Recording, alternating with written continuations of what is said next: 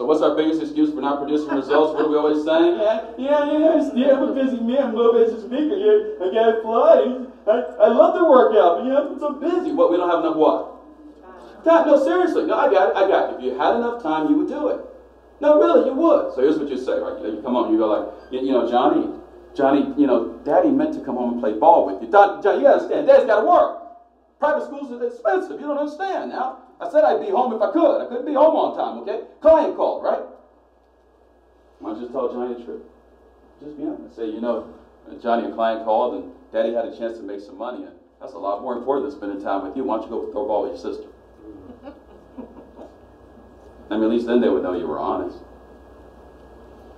I mean, you don't think that you can tell your children that they're what's most important, and you cancel seeing them to take a phone call to meet a client? I mean, after all, you knew, right? Like, you knew. What makes you think they're so stupid? You do not have a time issue, not in the way that you think. Not really. Not in the way that you think. I want to deal with you around the subject of time.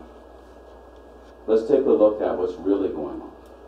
So, some of you are familiar, but for those of you who aren't, when you get the answer, it will explain something to you for the rest of your life. When you were a little kid and you wanted to go to McDonald's, when's the only time you wanted to go to McDonald's? Now. You do that later, it was a cop-out created by adults to get out of responsibility. You're not stupid, right?